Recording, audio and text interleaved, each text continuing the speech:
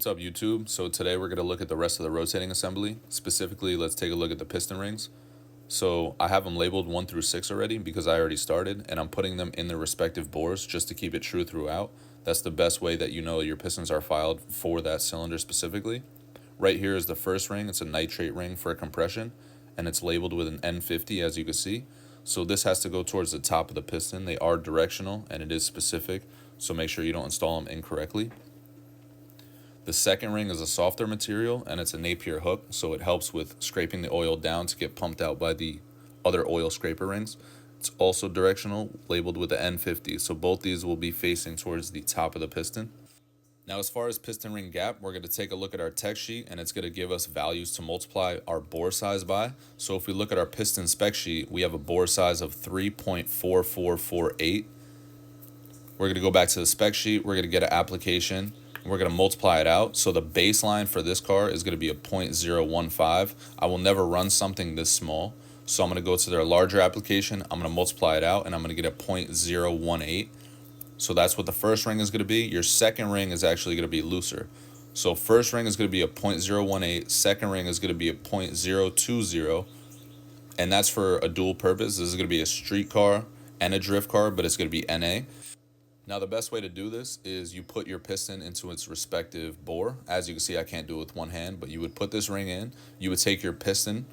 You'd push it down so that the skirt of the piston is even with the deck of the block. That way the piston ring is seated perfectly in its bore and it's even all the way around. This will get you an accurate measurement. Now we're going to take our feeler gauge based off of whatever value we came up with before, and that's a 0.018. Now, just to demonstrate this better, I'm going to go ahead and install the ring, push it down to the piston so that the skirt is even with the deck as stated. I'm going to take my matching feeler gauge and I'm going to insert it into the ring gap itself. And what you want here is an even gap all the way through, and you want a little bit of drag on the feeler gauge itself. That way you know it's tight and accurate. And we're going to push this all the way down to the cylinder wall as seen here. And I'm going to go ahead and take it out. If that ring isn't cut perfectly flat, you're going to get an uneven surface when you insert your feeler gauge, and that's not what you want. So now that we talked about the first two rings, we're going to take a look at the bottom three, and these are stacked on top of each other.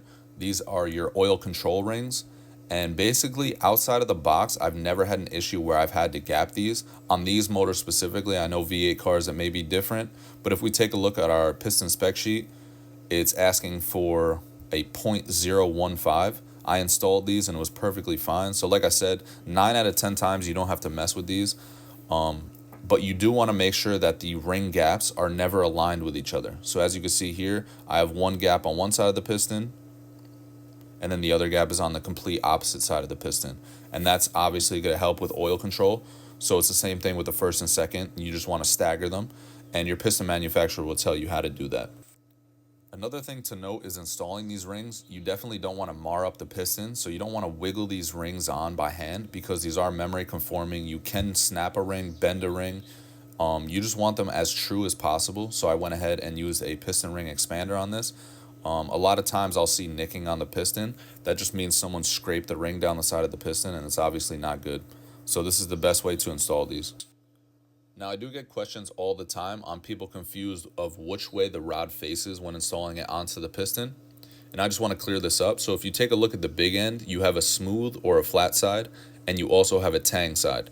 So 9 out of 10 times, the tang side is always going to be towards the exhaust side on BMW engines. It's more important that you keep it true throughout. So if you install them incorrectly, just keep it true throughout. It's not a huge deal. As you can see, this is labeled S54 as well. So I'm going to face that towards the front of the motor. And taking a look at the piston, you have two different valve reliefs. The intake, or the top one here, is way bigger than the bottom one. So in this case, I know that there's an intake and exhaust side. Intakes on BMW engines are always larger than the exhaust side, and that's how I differentiate the two. And I'm going to go ahead and install it. As you can see, this is engraved with 5150, and people mix them up, and sometimes the quality control on pistons is bad, and they'll just install it based on the actual engraving, but that's not a good thing to get into. It's a bad habit, because if the quality control is bad, these could be upside down or flipped, and you would be installing them incorrectly.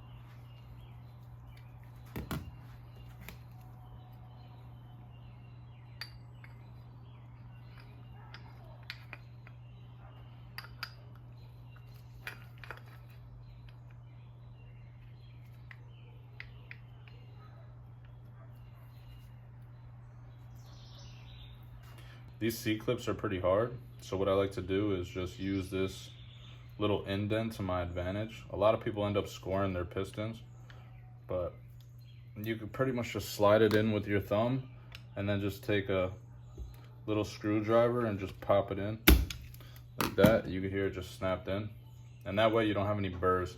A lot of people burr this whole area up trying to sneak those in. It is pretty simple once you get the hang of it.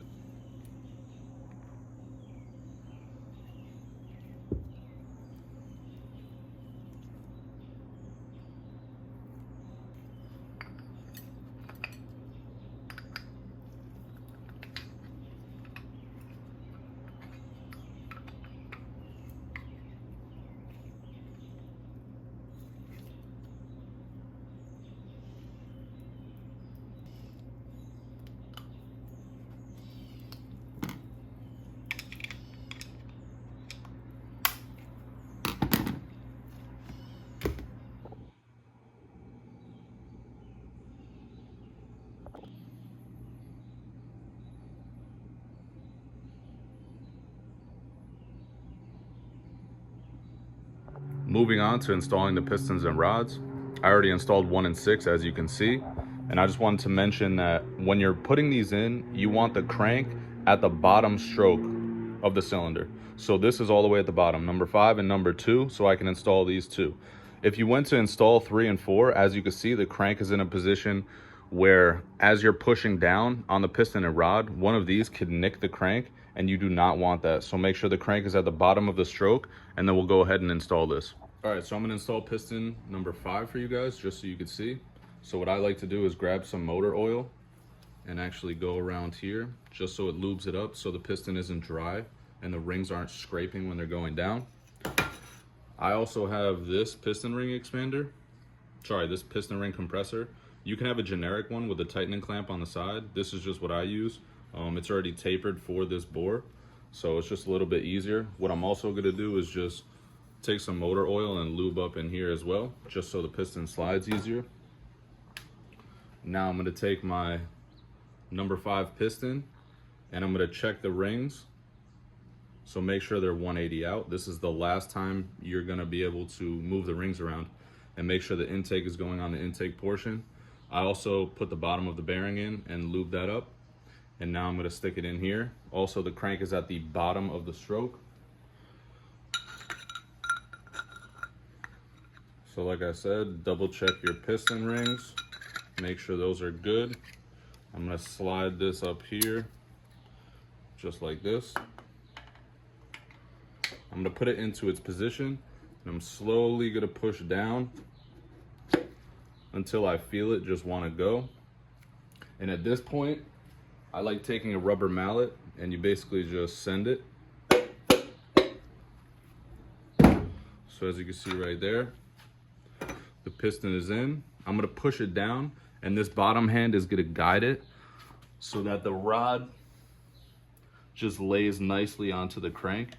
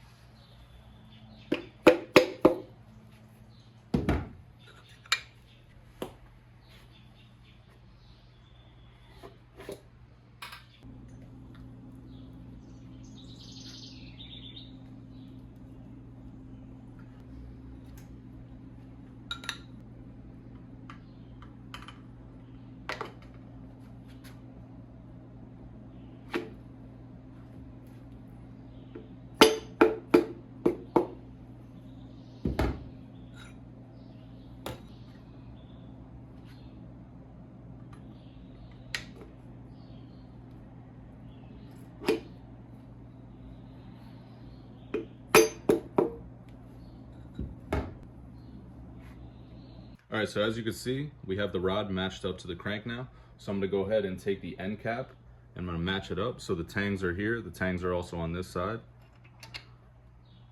Those will go on just like this. As far as the hardware, these are ARP fasteners. I already lubed them up.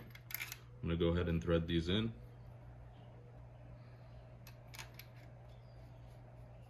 I'm gonna go ahead and torque each end cap. So I like to go even.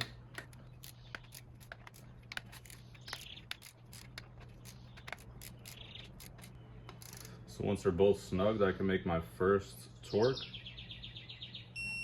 which is about 25. I just like going half and half.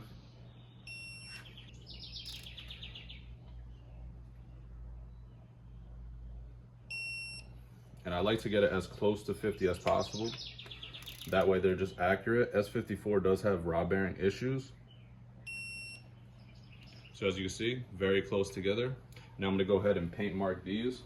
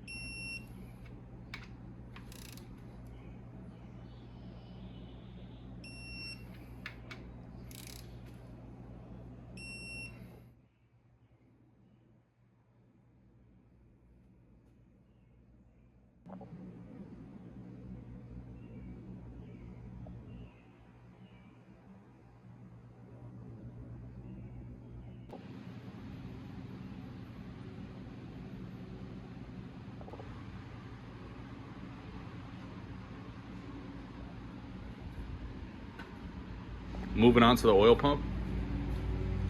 I already rebuilt this, so we're gonna throw that in. These two tubes we got new from BMW. I'm gonna blow those out with compressed air because who knows what's inside of them. Hopefully nothing. Also got a new chain for the oil pump, and then these are the dowels that you need. There's the part number. There's only 2 on the oil pump, so they go here and here. I'm gonna hammer those in real quick. Then I'm gonna put some blue Loctite and then throw this in. As you can see, dowels are installed, so I'm gonna go ahead, take my oil pump. I'm gonna throw it right on here. Very easy. Now I'm gonna take these bolts and I'm gonna install them. Here's the part number in case you guys need. So the C-clip for the tensioner, there's 3 of them. Here's the oil pump nut. And then that's the new tensioner. Here's the oil pump chain.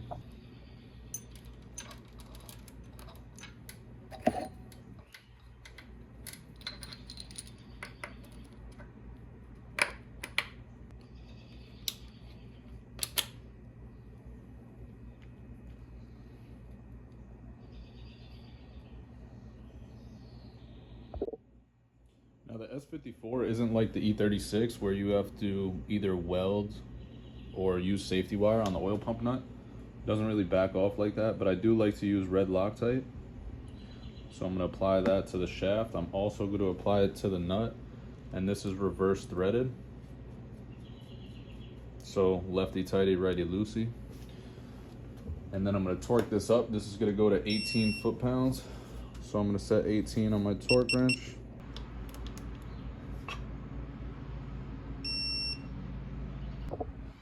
All right, now I'm gonna install the pickup tubes. I did just lube up this O-ring. So this is gonna slide into the back of the oil pump. And then this other one, it looks like there should be a gasket, but there actually isn't. So this is also gonna slide right in like this. All right, once you have those in place, I'm gonna take these two 10mm and basically you're gonna sandwich them.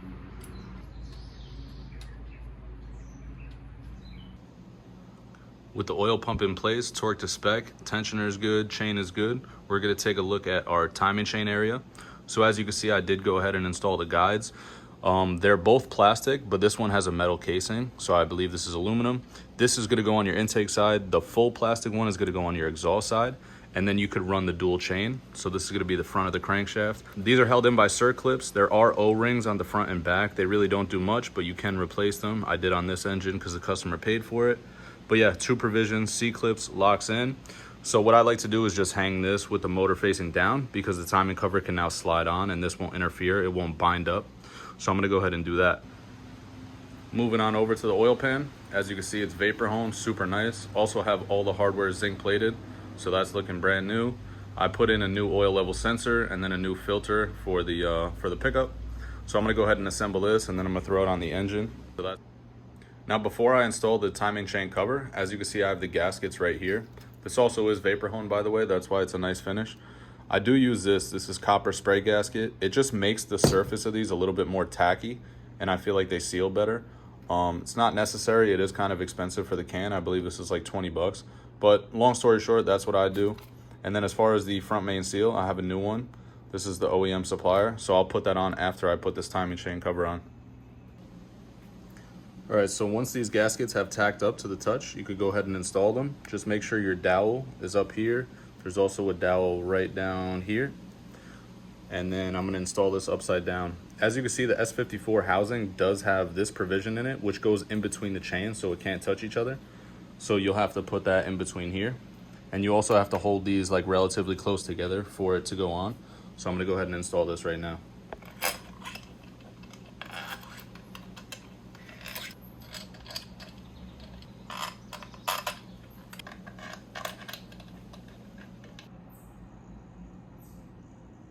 Front timing cover is fully on now.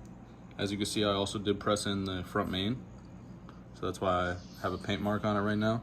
These aren't installed. I'm gonna go ahead and throw the damper on when I'm ready to time the engine. But as far as the timing cover, this is good. As you can see, both edges are perfectly flat, so that means that the oil pan gasket can now go on. Now, before we throw on the oil pan gasket, what I like to do, it's like a known fact for BMWs, that on these corners of the engine block, where it meets the timing cover, you wanna put a little bit of RTV. So I use the Right Stuff by Permatex. I like to just do about that much on both sides. And then once it's applied, I kind of just like to work it in a little bit. You really don't need much, just a thin layer. So that's good right there. For this oil pan, it's a little bit tricky because you have to get this pickup tube exactly where the filter is. It has to go inside of it. So I kind of just like to put my finger inside of the filter itself. That way I know where it is.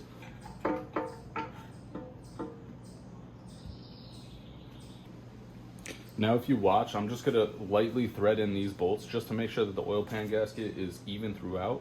What I've seen in the past is that some people will tighten these two bolts like very snugly, and then what happens is the gasket will be a little bit off and it's super hard to get the bolts in. So I just like to go around. I try and go in a star pattern, starting from the middle out, and I just like to thread them in a little bit at a time. That way I know all of them have thread engagement, and then I could go ahead and go and snug them in.